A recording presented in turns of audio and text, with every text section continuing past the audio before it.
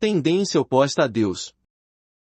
Tendo sido cada um de nós escravos do pecado, acreditamos de imediato que as coisas pecaminosas são de Satanás, porém, acreditamos de igual modo que as coisas do mundo são satânicas. Creio que muitos de nós ainda estamos vacilantes com relação a isso. No entanto, a Escritura afirma de modo claro que o mundo inteiro jaz no maligno, 1 João 5,19.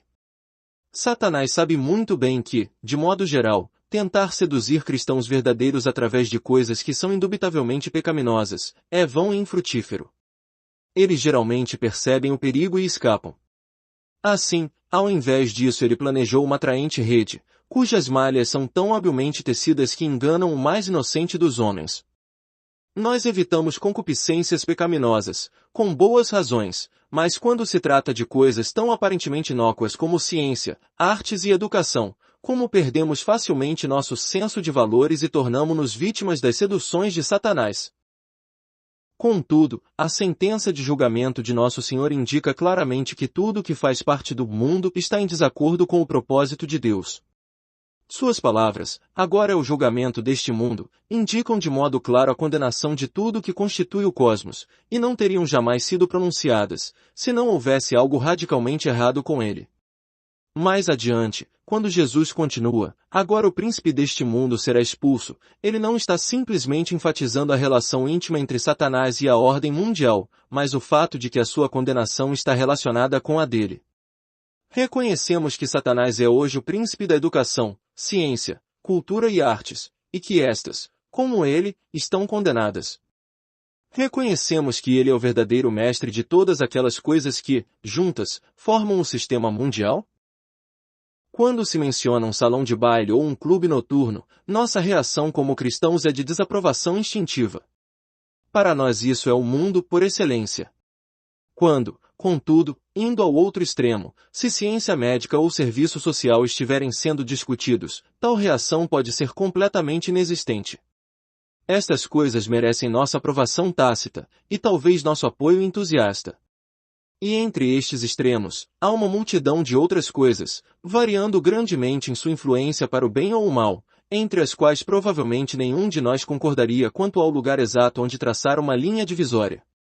Porém encaremos o fato de que foi pronunciado julgamento por Deus, não sobre certas coisas escolhidas que pertencem a este mundo, mas imparcialmente sobre todas elas. Faça um teste com você mesmo. Se por acaso se aventurar em uma das áreas aprovadas, e então alguém lhe disser, você entrou em contato com o mundo, ficaria impressionado? Nem um pouco, provavelmente. Seria preciso que alguém a quem você realmente respeita lhe dissesse muito direta e sinceramente, irmão, você ficou envolvido com Satanás aqui, para que você ao menos hesitasse. Não é assim mesmo? Como você se sentiria se alguém lhe dissesse, você entrou em contato com a educação, ou você entrou em contato com a ciência médica, ou você entrou em contato com o comércio? Reagiria com a mesma cautela que teria se ele tivesse dito, você entrou em contato com o diabo? Se realmente acreditássemos que, sempre que entramos em contato com qualquer dessas coisas que constituem o mundo, nós entramos em contato com o príncipe deste mundo, então a terrível gravidade de estar envolvido, seja como for, com as coisas mundanas, não deixaria de atingir-nos. O mundo todo jaz no maligno, não uma parte dele, mas o todo. Não pensemos sequer por um momento que Satanás opõe-se a Deus somente através do pecado e carnalidade nos corações dos homens, ele faz oposição a Deus através de cada coisa mundana. Sim, concordo com você quanto ao fato de que as coisas do mundo são todas em certo sentido materiais, sem vida, intrinsecamente sem poder para prejudicar-nos. Contudo, até mesmo isso deveria sugerir por si próprio que elas são resistentes ao propósito de Deus, como é na realidade tudo em que não haja o toque da vida divina. A frase repetida segundo a sua espécie em Gênesis 1, representa uma lei de reprodução que governa todo o reino da natureza biológica. Não governa, contudo, o reino do espírito. Pois geração após geração, pais humanos podem gerar filhos segundo a sua espécie. Porém uma coisa é certa, cristãos não podem gerar cristãos. Nem mesmo quando ambos os pais são cristãos os filhos serão automaticamente cristãos, nem mesmo na primeira geração. Será necessário um novo ato de Deus a cada vez. E este princípio aplica-se, com não menos veracidade, aos negócios humanos em maior escala.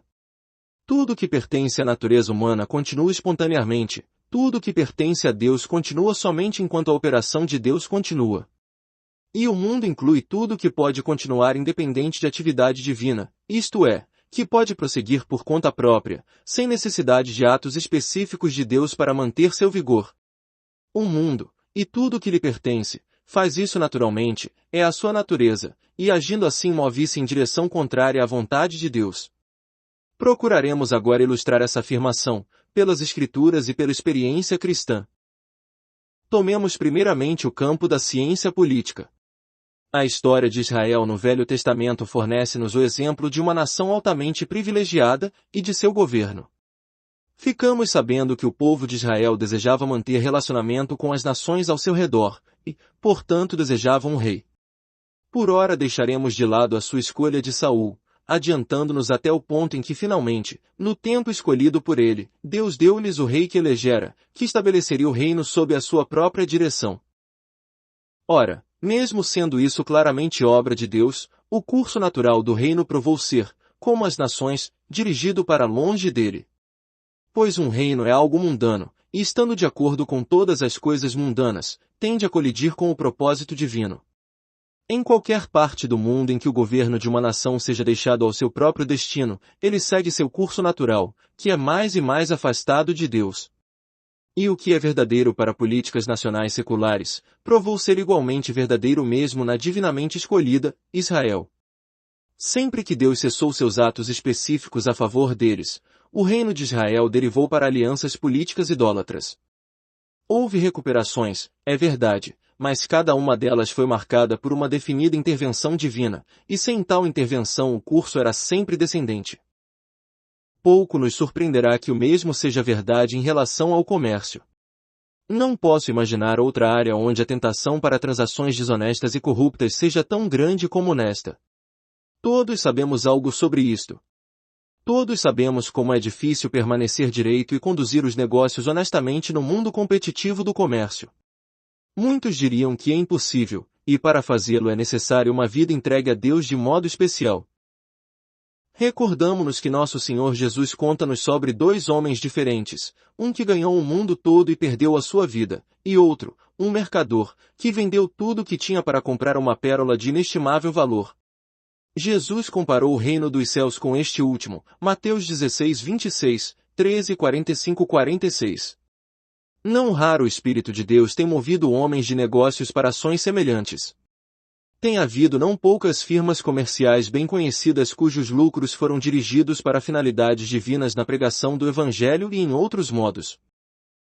Imagina um empreendimento assim, que no início de sua história, foi criação de um homem de negócios temente a Deus. Ora, temor religioso é uma qualidade que só pode existir quando é sustida dos céus, porém a sagacidade comercial e eficiente organização que ela cria podem perpetuar-se sozinhas. Na primeira geração da história dessa firma, vemos a vida divina sendo mediada através de seu fundador, o suficiente para manter o que mesmo então era uma preocupação mundana, seguramente sob a autoridade de Deus.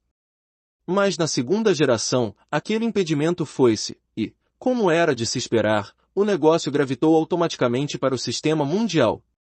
O temor religioso esgotara-se, porém a firma em si ainda está prosperando. Vamos supor agora que se tome um assunto aparentemente tão inocente quanto a agricultura. Aqui o livro de Gênesis, escrito em um mundo primitivo de rebanhos e agricultura, tem algo a dizer-nos. Após a queda de Adão, Deus foi forçado a dizer-lhe, maldita é a terra por tua causa, em fadigas obterás dela o sustento durante os dias de tua vida. Ela produzirá também cardos e abrolhos, e tu comerás erva do campo. No suor de teu rosto comerás o teu pão, até que tornes a terra, pois dela foste formado. Ninguém iria sugerir que no Éden, onde florescia a árvore da vida, a lavoura ou a jardinagem estivessem erradas.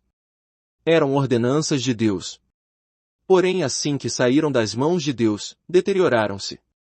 O homem foi condenado a um círculo interminável de trabalho penoso e decepção, e um elemento de perversidade marcava o fruto do seu labor. A libertação de Noé foi o grande movimento de recuperação de Deus, no qual foi dado à terra um novo princípio. Mas como foi rápida, Como foi trágica a volta do homem ao tipo primitivo. Sendo Noé lavrador, passou a plantar uma vinha. Bebendo do vinho, embriagou-se, e se pôs nu dentro de sua tenda. É claro que a agricultura não é pecaminosa em si mesma, mas já que a sua direção é contrária a Deus. Deixa seguir sua tendência natural e ela conseguirá tomar um rumo diametralmente oposto a ele. Temos nós algo disso hoje em dia, em desastres físicos tal como a esterilização de continentes? Como é diferente a igreja, a lavoura de Deus? Pela graça de Deus e a habitação do Espírito Santo, ela possui um poder inerente de vida que, se for correspondido, é capaz de conservá-la constantemente movendo-se para Deus, ou então chamá-la de volta a Ele, no caso de se desviar. Quando nos voltamos para a educação, tanto a Bíblia como a experiência têm algo a dizer-nos. Alegoricamente falando, poderíamos dizer que rejeitando Saul e escolhendo Davi, Deus estava passando por cima de um homem que se distinguia por sua cabeça, pois ele excedia nessa medida a altura de seus nobres, a favor do homem que era segundo o seu coração. Mas, seriamente falando, homens tais como José, Moisés e Daniel, de cuja sabedoria Deus fez uso publicamente, receberam cada qual, diretamente do próprio Deus, o entendimento de que necessitavam. Eles tiveram em pouca conta a educação secular que haviam recebido. E o apóstolo Paulo colocou claramente o conhecimento entre todas as coisas que considerava como perda pela excelência do conhecimento de seu Senhor Jesus Cristo, Filipenses 3:8. Ele traça uma clara distinção entre a sabedoria do mundo e a sabedoria que vem de Deus, 1 Coríntios 1:21 e 30. Mas é a experiência que demonstra o mundanismo essencial do conhecimento como tal. Muitos dos históricos estabelecimentos universitários do Ocidente foram fundados por homens cristãos que desejavam proporcionar a seus semelhantes uma boa educação, sob influência cristã. Durante a vida de seus fundadores, o caráter daquelas fundações era elevado, porque esses homens colocaram conteúdo espiritual real nelas. Quando, porém, os homens se foram, o controle espiritual foi-se também, e a educação seguiu seu curso inevitável em direção ao mundo do materialismo e para longe de Deus. Em alguns casos pode ter levado um longo tempo, pois a tradição religiosa é difícil de desaparecer, mas a tendência sempre foi óbvia, e em muitos casos o destino só agora foi alcançado. Quando as coisas materiais estão sob controle espiritual, elas cumprem seu devido papel secundário. Libertas da restrição manifestam muito rapidamente o poder que está por trás delas. A lei de sua natureza declara-se, e seu caráter mundano é comprovado pelo curso que seguem. A difusão de empreendimentos milionários na nossa era atual dá-nos uma oportunidade de testar esse princípio nas instituições religiosas de nossos dias e de nossa pátria. Mais do que um século atrás, a Igreja determinou estabelecer na China escolas e hospitais com um caráter espiritual definido e um objetivo evangelístico. Naqueles primeiros dias, não foi dada muita importância às construções, ao passo que ênfase considerável foi dada ao papel das instituições na proclamação do Evangelho. 10 ou 15 anos mais tarde podia-se passar pelos mesmos lugares e em muitos deles encontrar instituições muito maiores e mais bonitas no lugar das originais, mas em comparação com os primeiros anos, um número muito menor de convertidos.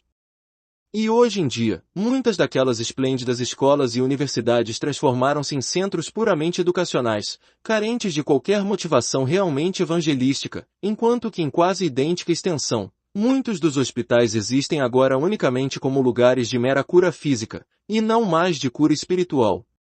Os homens que lhes deram início haviam, por caminharem próximos a Deus, mantido aquelas instituições firmemente dentro de seu propósito, mas quando eles morreram, as instituições rapidamente gravitaram em direção aos objetivos e padrões mundanos, e assim fazendo, classificaram-se como coisas do mundo. Não deveríamos ficar surpresos por assim suceder. Nos primeiros capítulos de Atos, lemos como o inesperado surgiu, levando a Igreja a instituir assistência aos santos mais pobres. Aquela instituição urgente de serviço social foi claramente abençoada por Deus, porém era de natureza temporária. Você exclama: como seria bom se tivesse continuado? Somente alguém que não conhece a Deus diria isso. Se aquelas medidas de assistência tivessem sido prolongadas indefinidamente, teriam certamente tomado a direção do mundo, assim que a influência espiritual que operava inicialmente fosse removida. É inevitável. Existe uma diferença entre a igreja construída por Deus, por um lado, e pelo outro, aqueles valiosos subprodutos sociais e de caridade que são lançados por ela de quando em quando, através da fé e visão dos seus membros. Estes últimos, por se originarem em visão espiritual, possuem em si mesmos um poder de sobrevivência independente, que a Igreja de Deus não tem. São as obras que a fé dos filhos de Deus pode iniciar e conduzir, mas que, uma vez mostrado o caminho e estabelecido o padrão profissional, podem ser facilmente sustentadas ou imitadas por homens do mundo totalmente separados dessa fé. A Igreja de Deus, repito, não deixa jamais de ser dependente da vida de Deus para sua manutenção. Imagine uma igreja viva em uma cidade de hoje, com sua comunidade, oração e testemunho do Evangelho, seus muitos lares e centros de atividade espiritual. Alguns anos depois, o que encontramos? Se o povo de Deus o seguiu em fé e obediência, pode ser um lugar mais cheio do que nunca com a vida e luz do Senhor e com o poder de sua palavra, mas se, sendo infiéis a ele esqueceram sua visão de Cristo, pode igualmente ter se transformado em um lugar onde se prega o ateísmo. Terá então cessado de existir como uma igreja. Pois a igreja depende para sua própria existência de uma incessante concessão da nova vida de Deus, e não pode sobreviver um dia sequer sem ela. Mas suponha que ao lado da igreja há uma escola, hospital, editora, ou qualquer outra instituição fundada com base religiosa, originando-se na fé dos mesmos membros da igreja. Na hipótese de que a necessidade de seus serviços ainda continue a existir 10 anos depois e não tenha sido preenchida por alguma empresa privada ou governamental, então é provável que aquela obra ainda estará operando então, em um padrão de serviços não menos eficiente e recomendável. Pois se for fornecida experiência administrativa regular, um colégio ou hospital pode continuar eficientemente em um nível puramente institucional, sem nenhum novo fluxo de vida divina. A visão pode ter desaparecido, porém o estabelecimento prossegue indefinidamente. Tornou-se não menos mundano do que tudo mais que pode ser mantido independente da vida de Deus. E cada uma dessas coisas está inclusa na sentença do Senhor, agora é o julgamento deste mundo. Vamos imaginar que eu lhe faça esta pergunta: que tipo de trabalho você faz? Você responde: sou médico. Você o diz sem qualquer outro sentimento especial, a não ser orgulho quanto à natureza compassiva de sua missão, e sem qualquer percepção do possível perigo de sua situação. Mas, e se eu lhe disser que a ciência médica é mais uma das unidades de um sistema que é controlado por Satanás? Admitindo-se que, como cristão, você me leve a sério, então ficará imediatamente alarmado e poderá até mesmo pensar se não seria melhor abandonar sua profissão. Não deixe de ser médico. Mas caminhe cuidadosamente, pois você está sobre território que é governado pelo inimigo de Deus, e, a não ser que esteja vigilante, você é tão passível de cair presa de seus artifícios, como qualquer outra pessoa. Ou, suponha que você seja engenheiro, fazendeiro ou editor. Tome cuidado, pois estas também são coisas do mundo, tanto quanto dirigir um lugar de diversões ou um antro de vícios. A não ser que caminhe cuidadosamente, você será apanhado em alguma das armadilhas de Satanás, perdendo a liberdade que lhe pertence como filho de Deus. Então como, pergunta você, seremos libertos de seus envolvimentos? Muitos pensam que escapar ao mundo é uma questão de consagração, de dedicar-se novamente com maior sinceridade às coisas de Deus. Não, é uma questão de salvação. Por natureza estamos todos enredados naquele sistema satânico, e não temos meios de sair, a não ser pela misericórdia de Deus. Toda nossa consagração é impotente para livrar-nos, dependemos somente de sua compaixão e sua obra redentora para tirar-nos para fora dele. Ele é totalmente capaz para fazê-lo, e os meios pelos quais o faz, serão o tema do nosso próximo capítulo. Deus pode colocar-nos sobre uma rocha, e guardar nossos pés de escorregarem. Auxiliados por ele, podemos dedicar nosso comércio ou profissão ao serviço de sua vontade, por tanto tempo quanto ele o deseje. Mas repito novamente que o curso natural de todas as coisas que estão no mundo dirige-se a Satanás e para longe de Deus. Algumas delas podem ter sido iniciadas por homens pelo Espírito com uma finalidade que é divina, porém assim que a restrição da vida divina é removida, automaticamente dão meia volta e tomam a outra direção. Não admire então que os olhos de Satanás estejam sempre no final do mundo, e na perspectiva de que naquela ocasião todas as coisas do mundo voltar-se-ão para ele. Mesmo agora, e todo o tempo, estão se movendo em sua direção, e no tempo final pode-se esperar que tenham alcançado seu objetivo. Quando entramos em contato com qualquer das unidades desse sistema, esse pensamento deveria fazer-nos raciocinar, a fim de que não sejamos encontrados inadvertidamente ajudando na construção do seu reino.